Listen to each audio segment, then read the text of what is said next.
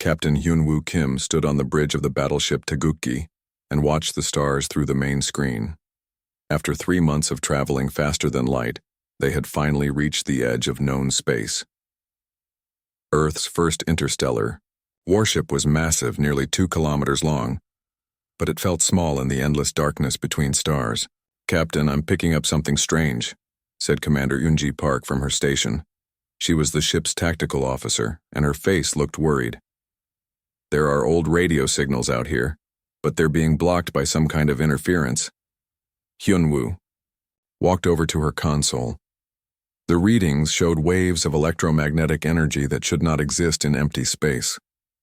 For the past 50 years, Earth's radio telescopes had detected no signs of alien life. Scientists believed humans were alone in the galaxy. Now it seemed they might have been wrong. "Dr. Lee, what do you think about this?"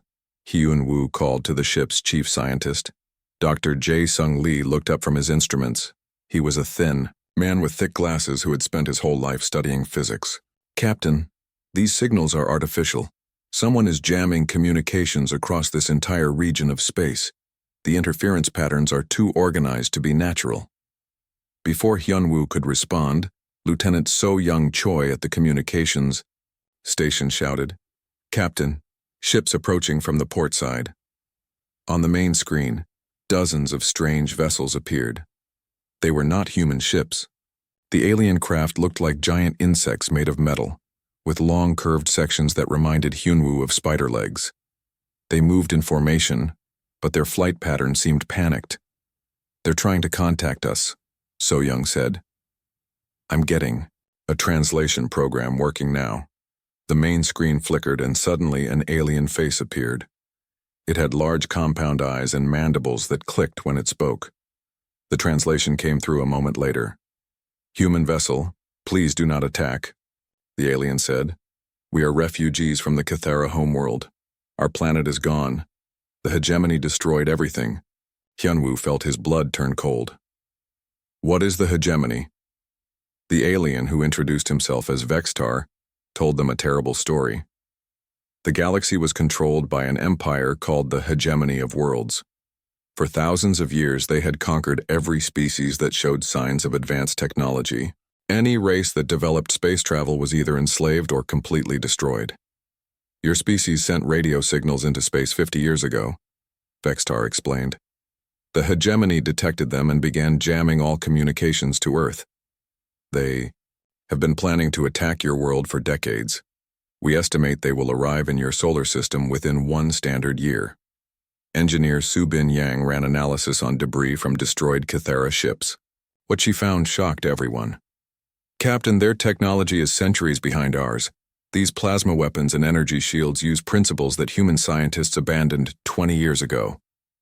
Dr. Lee nodded as he examined the data. "It appears that this hegemony has been preventing technological advancement throughout the galaxy. They keep everyone else weak while maintaining their power through fear and brutality." Hyunwoo ordered the Taegukgi to follow Vextar's refugee fleet to a safe location. Along the way, they learned more about the galaxy's dark history. The hegemony controlled over 40,000 star systems. Any species that tried to advance beyond basic spaceflight was marked for pacification, which meant total extermination. "They glass entire planets," Vextar said sadly. "Billions of beings killed just for trying to reach the stars. Your species is next on their list." As they traveled deeper into space, they encountered more refugee groups. Master Sergeant Jin Ho Nam organized security for the alien survivors who came aboard the Taegukgi. Many of them had never seen technology as advanced as what humans had developed. Pilot Major Dong Hyun Kang showed some of the aliens around the ship's engine room. Their reactions amazed him. "Captain, they think our faster-than-light drive is impossible," he reported. "According to them, we're using at least 6 different technologies that their best scientists said could never work." The truth became clear when they reached a hidden asteroid base where hundreds of refugee ships were hiding. Communications specialist Ji-hoon Bae intercepted hegemony military transmissions. The Empire's leaders were calling humanity a primitive species that stumbled onto FTL by accident. They believed humans would be easy to conquer. Dr. HFY Kim, the ship's expert on alien life, studied the refugees from different worlds. She discovered something incredible. Captain, Earth's location in space is unique. We're positioned at the intersection of several gravitational anomalies that don't exist anywhere else in the galaxy. This has accelerated our technological development in ways that won't happen naturally on other worlds for millions of years. The refugees told stories of the hegemony's cruelty that made the human crew sick with anger. Corporal Minseo Wu recorded testimonies from survivors who had watched their families die for no reason other than the crime of being intelligent. Navigator Tai Min Shin plotted courses to several nearby systems that had been recently attacked. What they found there was beyond horrible. Entire planets had been turned to glass. Billions of people had been killed simply for developing basic rocket technology. On one world, they found a few survivors hiding in underground bunkers. Field medic Young Park treated refugees who had been burned by weapons that turned living flesh into crystal. The victims' eyes held a pain that went beyond physical suffering. They came without warning. One survivor told them through tears, "We had just launched our first satellite. 3 days later, our skies filled with their ships. They didn't even try to communicate. They just started killing." Hyunwoo stood in his ready room that night looking at reports from his crew. The galaxy was a place of unimaginable horror. An evil empire was systematically murdering entire civilizations to maintain its power. And now Earth was their next target. Commander Park entered with the latest intelligence. "Captain, we've intercepted more transmissions. The hegemony is preparing a massive fleet to attack Earth. They're planning to glass our homeworld in 6 months." Hyunwoo looked out at the stars.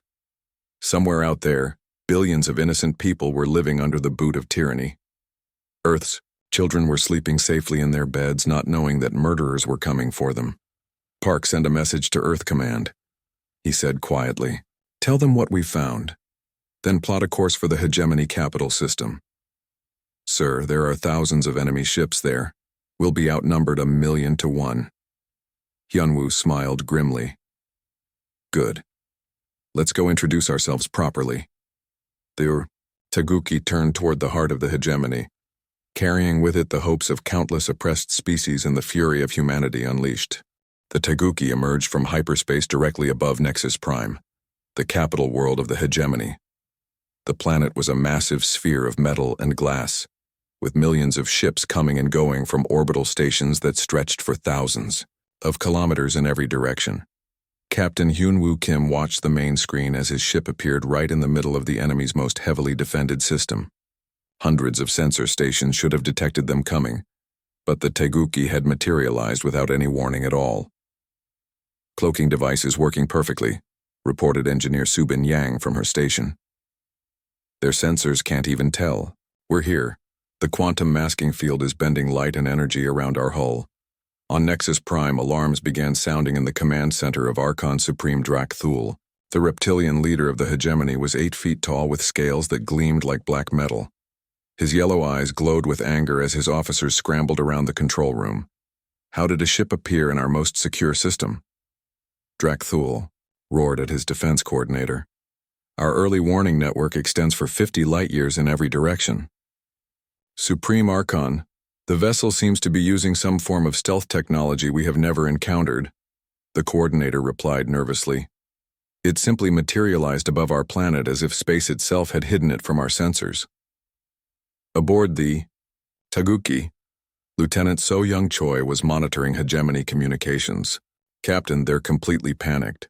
Their military leaders are arguing about how we got past their defenses. I don't think they understand our technology at all." Hyunwoo nodded to his communications officer. "Open a channel to their leadership. Let's introduce ourselves properly."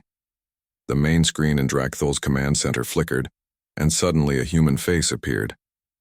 The Archon Supreme had never seen a human before, but he immediately dismissed this alien as another primitive species, to be conquered. "I am Captain Hyunwoo Kim of the Earth Defense Force ship Taguki," the human said calmly. "I represent the United Nations of Earth and all free peoples of the galaxy. You will immediately cease all military operations against inhabited worlds and surrender your leaders for trial." Drak Thul's laughter echoed through the command center.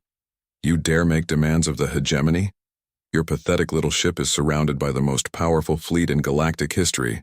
I am Archon Supreme Drakthul, ruler of 40,000 worlds, and commander of 10 million vessels of war. Your record of genocide speaks for itself, Hyunwoo replied. You have murdered billions of innocent beings simply for trying to advance their civilizations. This ends now. The Archon Supreme gestured to his fleet commander. Admiral Vorthak, take 200 ships and destroy this insolent creature. Make sure to capture some survivors for public execution. The galaxy must see what happens to those who defy the hegemony. Admiral Vorthak was a veteran of thousands of conquests. He had personally overseen the destruction of entire star systems. As his fleet moved toward the human ship, he felt confident that this would be another easy victory. All ships, form attack formation, Vorthak ordered. Target their engines and weapon systems. I want them disabled, not destroyed. The Supreme, Archon wants prisoners. The hegemony ships were massive war vessels, each one capable of destroying a planet. Their hulls were covered in heavy armor and bristling with plasma cannons that could melt through any known material. They had conquered the galaxy with these ships, but as they approached the Teguki, something impossible happened. The human ship seemed to flicker, becoming partially transparent. When the hegemony vessels fired their weapons, the energy beams passed right through sections of the human ship, while other parts deflected the attacks with barriers that bent space itself. Pilot Major Dong Hyun, Kang smiled as he executed the phase shift maneuver. Quantum phase technology online, Captain. We're partially existing in subspace while maintaining firing position in normal space. Their weapons literally cannot touch us. Dr. Jae-Sung Lee monitored the enemy fleet's confusion. Captain, they're trying to recalibrate their sensors and weapons. They don't understand how we're doing this. Their science apparently never developed quantum phase manipulation. Admiral Vorthak stared at his tactical display in disbelief. His most powerful weapons were having no effect at all on the human vessel. All ships concentrate fire on the enemy. Maximum power to all weapon systems. The space around the Teguki lit up with energy beams, plasma bolts, and antimatter torpedoes. The hegemony fleet poured enough firepower to destroy a moon into their attack, but the human ship remained completely undamaged. Their turn, said Weapons Officer Changmin Lee as he activated the Teguki's main guns. What happened next changed galactic history forever. The human ship fired weapons that seemed to rewrite the laws of physics. Instead of energy beams or projectiles, the Teguki projected fields that manipulated matter at the subatomic level. The first hegemony ship simply ceased to exist. One moment it was firing its weapons, the next moment it was gone, converted into harmless energy that sparkled like stardust. The crew had been safely teleported to a nearby planet before their ship was eliminated. Impossible!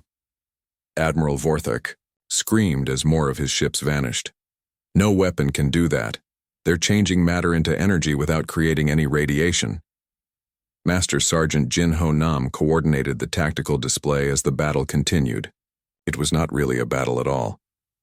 The human ship moved through the hegemony fleet like a shark through minnows, eliminating enemy vessels with surgical precision while saving every single crew member. In less than 10 minutes, Admiral Vorthak's entire fleet of 200 ships had been destroyed. The most feared military force in galactic history had been wiped out by a single human vessel, and not one person had died in the process. This is impossible, Vorthak whispered as his own flagship began to dissolve around him. A moment later, he found himself standing on the surface of a nearby moon, along with thousands of other hegemony personnel who had been teleported to safety. On Nexus Prime, Archon Supreme Drakthul watched his best fleet disappear in minutes. His command staff stood in stunned silence as reports came in from across the galaxy. The news of the impossible defeat was spreading like wildfire. Captain Hyunwoo Kim appeared on their screen again. That was a demonstration, Archon Supreme. You now understand that your weapons cannot harm us and our technology is far beyond anything you possess. I will give you 1 day to consider surrender. If you refuse, we will dismantle your empire, ship by ship, planet by planet. You cannot defeat the entire hegemony. Drakthul snarled. I command 10 million warships. the combined might of 1,000 worlds. Then you will lose 10 million ships, Hyun-woo replied calmly. But their crews will survive, just as Admiral Vorthak's people survived. We are not like you. We do not kill unnecessarily. The transmission ended, leaving Drakthul staring at a blank screen. Around him, his officers whispered in fear.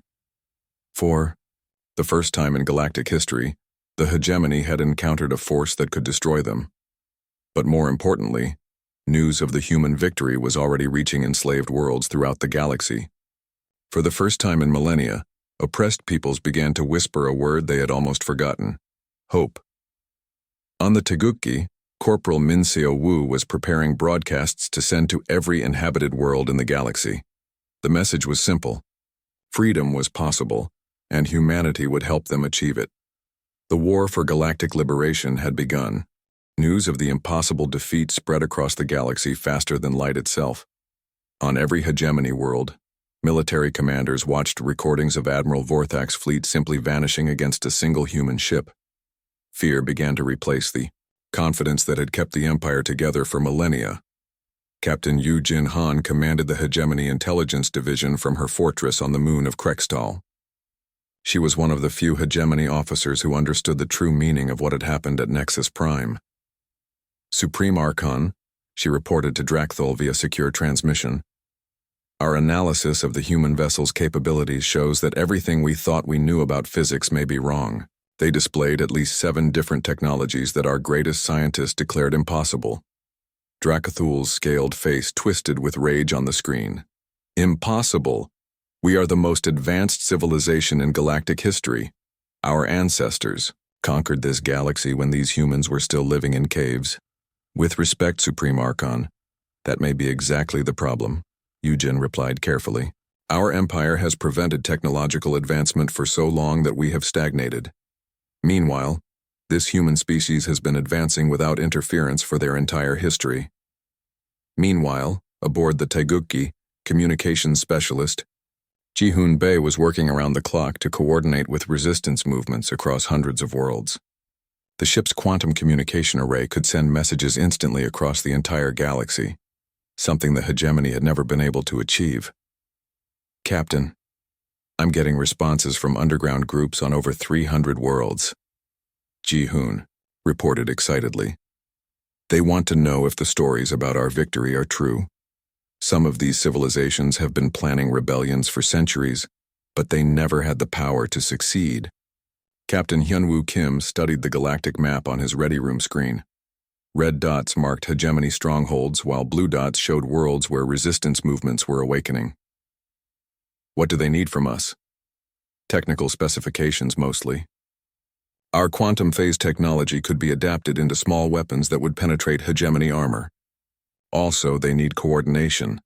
Many of these groups have never been able to communicate with each other before. The first rebellion began on Talar 7, where the Morphic Collective had been enslaved in energy mines for over 2,000 years.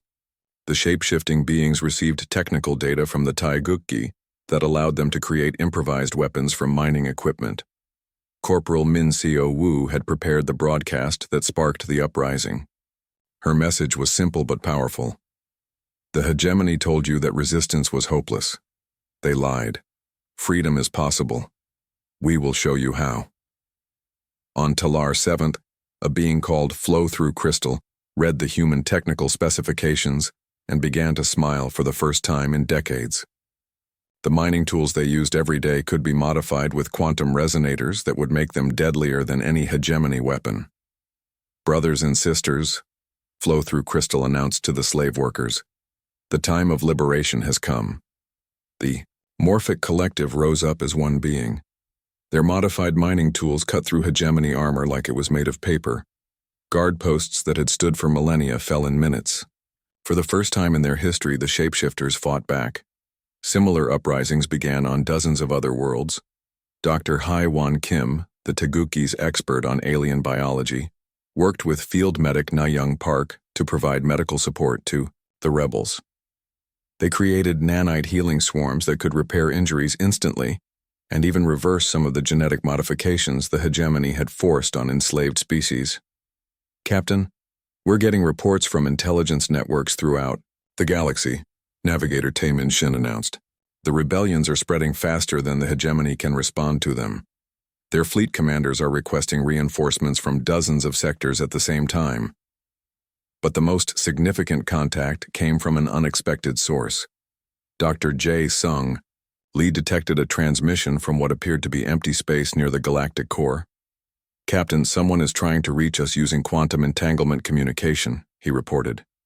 The signal is coming from coordinates where our sensors show nothing but empty space. The transmission resolved into the image of a being that seemed to be made of pure light. It spoke in a voice that sounded like music. Greetings, children of Earth. We are the Ethereal Archives. We have been waiting for your arrival for 50,000 years. Hyunwoo felt his breath catch. Waiting for us? Your species occupies a unique position in this galaxy. The gravitational anomalies surrounding your homeworld have accelerated your technological development in ways that will not occur naturally elsewhere for millions of years. We have hidden in subspace for millennia, waiting for a race advanced enough to challenge the hegemony's tyranny. The ethereal being, who called himself Harmony of Spheres, explained that his people had once ruled much of the galaxy through peaceful cooperation rather than conquest. But the hegemony's ancestors had driven them into hiding using weapons that could destroy entire dimensions. We have preserved the knowledge of countless civilizations that the hegemony destroyed. Harmony of Spheres continued. Technologies that could restore dead worlds, heal damaged minds, and bring peace to the galaxy. But we needed someone with the power to protect this knowledge from those who would misuse it.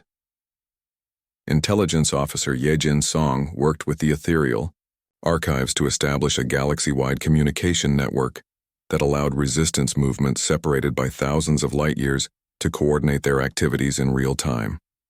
For the first time in galactic history, oppressed peoples could work together as one force. On Nexus Prime, Archon Supreme Drakthul watched his empire crumbling. Reports flooded in of successful rebellions on world after world. His military commanders were pleading for reinforcements he did not have. Supreme Archon, Captain Yujin Han reported grimly. We have lost contact with over 400 systems in the past week. The rebellions are spreading faster than we can contain them. Some of our own troops are defecting to join the resistance movements. Drakthul's rage reached a boiling point. Then we will use the forbidden weapons. Prepare the Void Harvester. His officers stepped back in shock. The Void Harvester was a planet-killing weapon that had been sealed away for centuries. It was so destructive that even the hegemony feared to use it. Supreme Archon, Yujin protested. The Void Harvester could destroy entire star systems. If we deploy it, we might trigger a cascade reaction that could damage the galactic core itself. Then let the galaxy burn, Drakthul screamed. If I cannot rule it, no one will. Aboard the Taegukgi, psychic defense specialist Bo-Ram Kim detected the activation of the ancient weapon. Captain, they're powering up something massive in the Drakthul system. The energy signature is unlike anything I've ever seen. Harmony of Spheres appeared on their communication screen, his light form flickering with concern. Children of Earth, the hegemony has chosen to activate their ultimate weapon. The Void Harvester can destroy planets instantly by unraveling the bonds that hold matter together. You must stop them before they use it. Hyunwoo looked around his bridge at the faces of his crew. They had come so far and accomplished so much, but now they faced their greatest challenge yet. Set course for the Drakthul system, he ordered. Maximum speed. As the Taegukgi raced toward the heart of the hegemony, messages of support came from across the galaxy.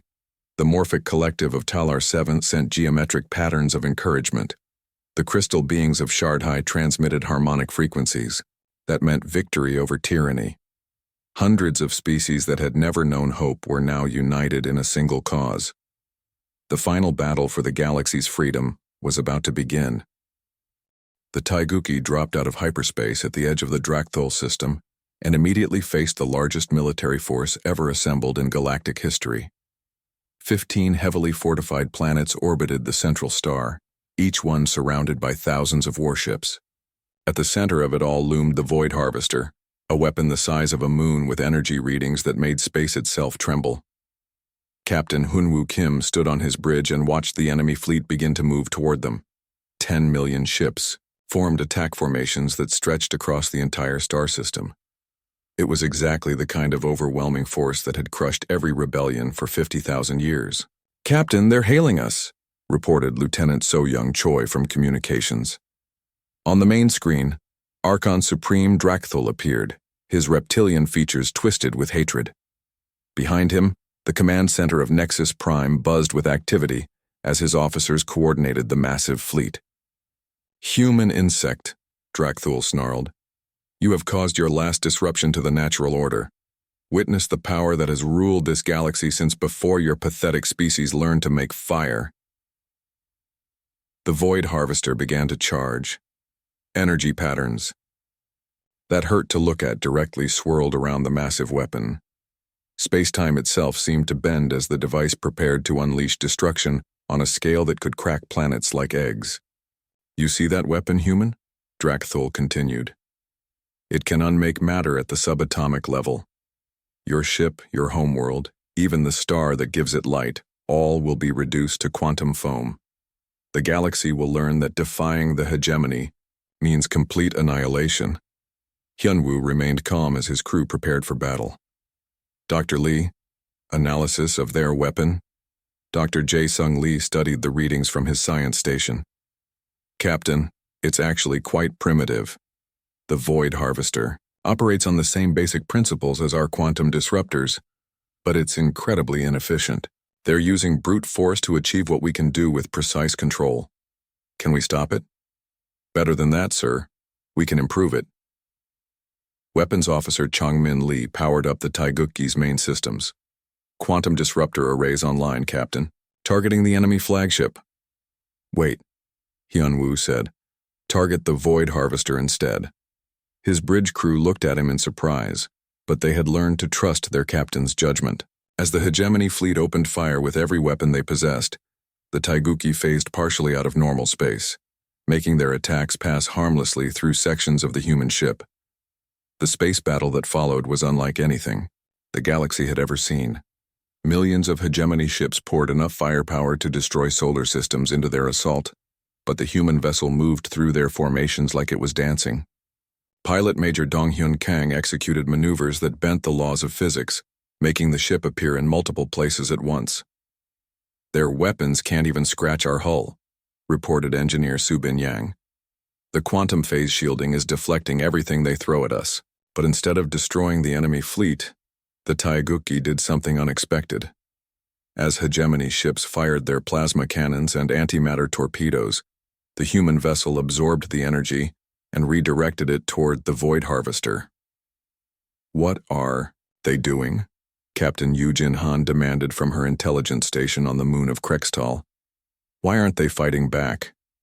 The answer became clear when the Taegukgi fired its quantum disruptors, not at the enemy ships, but at the Void Harvester itself. Instead of destroying the massive weapon, the human technology began to modify it at the molecular level. Engineering Chief Kyung-Hwan Jang monitored the process from his station. "Captain, we're successfully converting their planet killer into a terraforming device. Instead of unmaking matter, it will now reconstruct damaged ecosystems and restore dead worlds to life." Across the galaxy, the effects were immediate. The modified Void Harvester sent out waves of regenerative energy that reached every world the hegemony had destroyed over the centuries. Planets that had been turned to glass began to bloom with new life. Dead oceans filled with water again. Poisoned atmospheres cleared and became breathable. On the former slave world of Talar 7, flow-through crystal felt grass growing beneath their feet for the first time in 2,000 years. Across hundreds of systems, species that had lived in underground bunkers for generations stepped out into sunlight on worlds they thought would never heal. Field medic Na-Young Park worked with Dr. Sung-Ho Cho to deploy nanite healing swarms throughout the battle zone. As hegemony crews watched their weapons become useless against the human ship, the nanites began reversing centuries of genetic manipulation that had been forced on enslaved populations.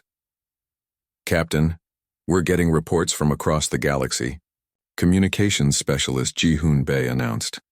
The terraforming waves are restoring ecosystems on over 10,000 worlds. Species that were thought extinct are being brought back to life from genetic traces in the soil. But Archon Supreme Drakthul was not finished. In his desperate fury, he activated the hegemony's most forbidden weapons, psionic disruptors that could destroy minds across interstellar distances. "If I cannot kill their bodies, I will shatter their sanity," he screamed as the mental weapons charged. Psychic defense specialist Bo-Ram Kim smiled as she activated the Taiguki's consciousness shields. "Captain, their psionic weapons are having no effect on us. Humans apparently have natural resistance to mental attacks. Our brains developed differently because of Earth's unique electromagnetic environment. The psionic assault that should have driven the human crew insane instead bounced harmlessly off their mental defenses. But the backlash from the failed attack overloaded the hegemony's own systems, leaving their fleets defenseless. "Now, Mr. Changmin," Hyun-woo ordered. The Taiguki finally went on the offensive. Quantum disruptor beams swept through the hegemony fleet. But instead of destroying ships, they selectively targeted weapon systems and engines. Millions of warships found themselves disarmed and stranded, their crews unharmed but unable to continue fighting. Master Sergeant Jin-Ho Nam coordinated with resistance movements across the galaxy as the battle turned into a liberation operation. "Captain, rebel fleets are arriving to assist us. The Morphic Collective, the Ethereal Archives, even some hegemony defectors are joining the fight." The space around Drakthul's throne world filled with ships from dozens of species that had never worked together before. For the first time in galactic history, the oppressed peoples were united in a common cause. Cultural Exchange Officer Wu Jin established communication links between all the allied fleets, allowing perfect coordination despite the language, barriers, and different military traditions. As his empire crumbled around him, Archon Supreme Drakthul made one final desperate move. "If I cannot rule this galaxy, then no one will," he screamed as he activated a doomsday device built into Nexus Prime itself.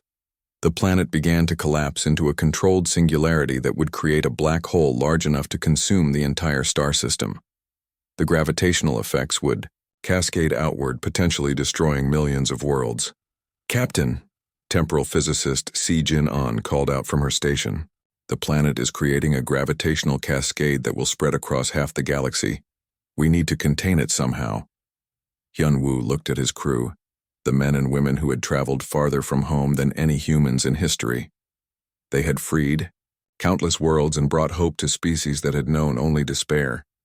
Now they faced their ultimate test. "Sijin, can we use temporal manipulation to contain the blast?" "Yes, sir, but it will require precise timing. We'll need to create a temporal bubble around the entire explosion." "Do it."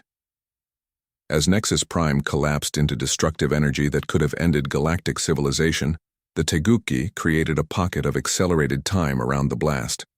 The explosion occurred over subjective millennia, while only seconds passed in normal space, burning itself out harmlessly within the temporal containment field. When the light faded, the galaxy watched in amazement as humanity had literally contained a stellar apocalypse. The hegemony was finished, its leadership dead or captured, its fleets disarmed, and its weapons turned into tools of healing and restoration. But the real work was just beginning. 3 months after the fall of the hegemony, Captain Hyun-woo Kim stood in what had once been Archon Supreme Drakthul's throne room. The massive chamber now served as a meeting hall for representatives from over 1,000 different species. For the first time in 50,000 years, the galaxy was truly free. Diplomatic Corps leader Hai-In Yoon worked tirelessly to help establish the new Galactic Confederation. Unlike the hegemony's brutal empire, this would be a true democracy, where every species had an equal voice, regardless of their size or technological development. "Captain, we have delegates from systems we didn't even know existed," Hai-In reported. "Some of these civilizations have been hiding in deep space for millennia, waiting for the hegemony to fall. They're all eager to join the Confederation." The meeting hall buzzed with activity as beings of every imaginable form worked together to create a new future. Flow-through crystal from the Morphic Collective shared tables with crystal beings from Shard High, who communicated through harmonic vibrations. Former hegemony officers who had defected sat beside the very species they had once oppressed, working together to build something better. Harmony of Spheres, the ethereal being from the archives, materialized beside Hyun-woo's chair. Children of Earth, what you have accomplished exceeds even our most optimistic projections. Not only did you defeat the hegemony militarily, but you have inspired something we thought impossible: genuine cooperation between species that have been enemies for thousands of years. Dr. Jae-sung Lee had been working with alien scientists to understand how the galaxy had stagnated under hegemony rule. Captain, we've discovered that they actively suppressed not just technology, but also cultural and scientific exchange between species. Each world was kept isolated, preventing the kind of collaboration that drives innovation. Now that isolation was ending. Cultural Exchange Officer Woo Jin facilitated the sharing of knowledge between species, leading to breakthroughs that amazed everyone involved. Technologies that had been lost for millennia were being rediscovered and improved upon through cooperative research. We're seeing innovations happening faster than ever before in galactic history, Dr. Lee explained excitedly. When you combine human quantum manipulation with morphic shapeshifting abilities and ethereal dimensional mathematics, you get solutions to problems that none of us could have solved alone. The transformation was most visible on the worlds that had been damaged by hegemony brutality. Terraforming specialist Ah Young-seo led massive restoration projects that brought dead planets back to life within months instead of millennia. Captain, we've restored over 8,000 worlds so far, Ah Young reported. The modified Void Harvester is working beyond our wildest expectations. We're not just healing the damage. We're making these worlds better than they ever were before. On Taler 7, flow-through crystal stood in meadows that hadn't existed for 2,000 years. The Morphic Collective was learning to shapeshift into new forms they had never imagined, inspired by contact with species from across the galaxy. The humans taught us that change is not just survival, Flow-through crystal said to a gathering of their people. Change can be art, can be joy, can be the expression of hope itself. Similar transformations were happening throughout the galaxy. Navigator Taemin Shin helped establish new trade routes that connected previously isolated civilizations. Master Sergeant Jin Ho Nam worked with former enemies to create peacekeeping forces that resolved conflicts through negotiation rather than violence. But perhaps the most significant discovery came from astrophysicist Young-soo Lim, who had been studying Earth's unique position in the galaxy. Captain, I found something incredible. Earth's location isn't a coincidence. It was deliberately chosen. Young-soo's research revealed that a previous galactic civilization, long extinct, had carefully positioned humanity to develop exactly the technologies needed to liberate the galaxy when the time came. They called themselves the Architects, Young-soo explained as he showed holographic star charts dating back millions of years. They saw the rise of the hegemony's ancestors and knew they couldn't stop them directly, so they created a plan that would take millions of years to unfold. The Architects had manipulated gravitational fields and stellar positions to create the unique conditions around Earth that accelerated human technological development.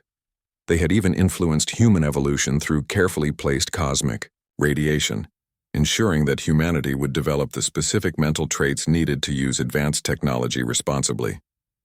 Communications specialist Ji-hoon Bae discovered the final piece of the puzzle when he detected a transmission from deep space, a message left by the Architects for humanity to find after completing their mission. The holographic image of an architect appeared in the Taegukgi's conference room. The being looked almost human, but with features that suggested incredible wisdom and age. Children of Earth, the architect said, if you are receiving this message, then you have succeeded in our greatest hope. We could not save our own civilization from the darkness that consumed the galaxy, but we could prepare others to do what we could not. The message explained that the Architects had been a peaceful species, devoted to nurturing the development of other civilizations. But when the hegemony's ancestors began their campaign of conquest, the Architects had been among the first to fall. We have watched you from across time and space. The message continued.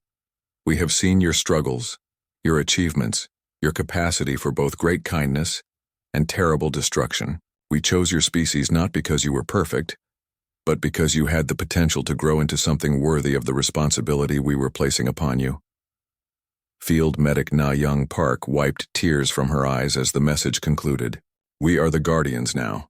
Not rulers, not conquerors, but protectors of the galaxy's freedom to grow and develop as it should.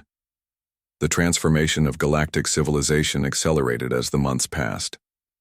Intelligence Officer Yejin Song established communication networks that allowed instant contact between the farthest reaches of the galaxy. Psychic Defense Specialist Boram Kim helped species develop mental defenses against the few remaining hegemony extremists who still used psionic weapons.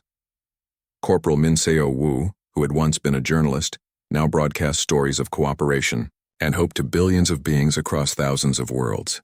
Her reports showed former enemies working together, dead worlds blooming with new life, and species that had been extinct for millennia being restored through advanced genetic reconstruction. Engineering Chief Kyung-Hwan Jang worked with alien engineers to develop new technologies that combined the best aspects of different civilizations' scientific traditions. Fusion reactors that used ethereal dimensional mathematics produced clean energy on previously impossible scales. Transportation systems based on human quantum phase technology allowed instant travel between star systems. 1 year after the fall of the hegemony, Captain Hyun-Woo Kim received orders to return to Earth. The Taigoki would be the first of many ships to carry the news of humanity's success to their homeworld. As the ship prepared to depart, delegates from across the galaxy gathered to see them off, flow through crystal shape-shifted into a form that resembled a human, their way of honoring the species that had brought freedom to the stars. Children of Earth. Harmony of Spheres spoke for all the assembled beings. You came to us as strangers and became our liberators. You could have conquered us and made yourselves our new masters, but instead you chose to make us your equals. This is why the architects chose wisely. The Taguki departed for Earth carrying more than just its human crew. Representatives from dozens of species traveled with them to establish diplomatic relations with humanity's homeworld. For the first time in galactic history, the future looked brighter than the past. As they entered the Sol system, Pilot Major Dong Hyun Kang smiled at the sight of Earth's blue oceans and white clouds. Home, he said simply. Captain Hyun-Woo Kim looked out at the planet where it had all begun, a small world orbiting an ordinary star, positioned by ancient wisdom to produce the guardians the galaxy would need. The age of oppression was over. The age of cooperation had begun, and humanity, the species that had started as primitives in caves, now stood as gentle guardians of galactic peace, protectors of the freedom to grow and dream among the stars. The galaxy was finally, truly free.